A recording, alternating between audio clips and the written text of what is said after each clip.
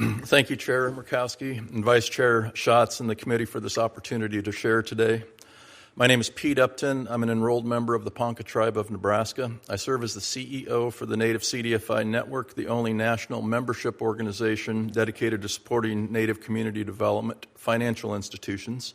I also serve as the Executive Director of Native 360 Loan Fund, a Native-certified CDFI serving Native people in Nebraska, South Dakota, Kansas, and Iowa.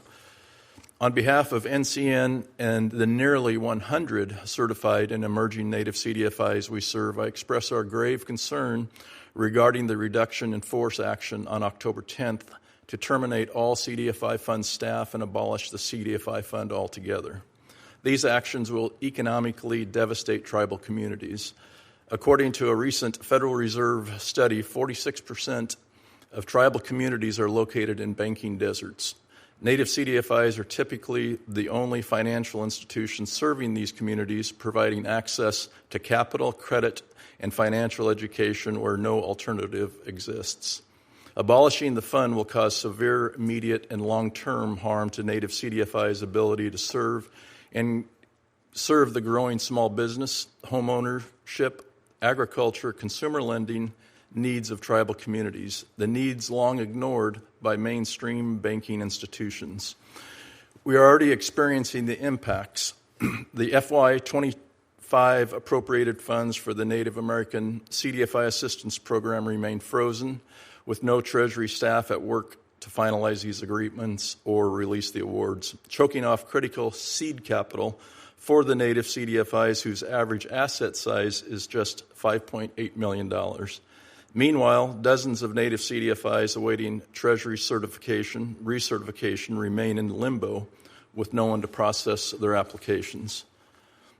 The RIF and the looming abolishment of the fund also spell a demise for New Market Tax Credits program, a key financing tool that cultivate private investments in vital economic and community development projects on tribal lands.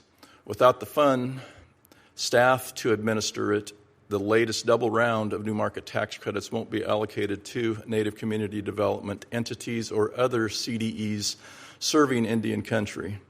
Also in danger is Congress's push to expand and make permanent the successful USDA 502 relending program, which will enhance the Native CDFI's proven ability to foster home ownership among Native people by issuing them mortgage loans on tribal lands. Last and perhaps most troubling, abolishing the fund will end the federal process of certifying CDFIs, the official stamp of approval Native CDFIs use to secure investments from non-federal sources. This will dramatically reduce the flow of capital for farm, ranch, and other business development, housing, home ownership, community infrastructure projects when Indian country's need for such capital increases substantially with each passing year. In the CDFI Fund's own words, Native CDFIs are helping transform their communities. They're creating businesses and jobs in places that desperately need them. They are providing personal financial education and business training to persons who have been excluded from our nation's economic mainstream. They are helping to change the lives of the people they serve. The United States fulfills its trust and treaty obligations to tribal nations in part by providing funding to Native organizations like CDFIs that directly serve tribal nations and their citizens. The CDFI Fund and the NACA program are not handouts. They are a practical fulfillment of those trust and treaty obligations, ensuring Native people have the same access to financial economic opportunities as all other Americans. We thank and commend the 105 GOP members of Congress who sent a letter to the administration last week in support of CDFIs in the fund, a resounding testament to the fact that CDFIs are not a partisan issue.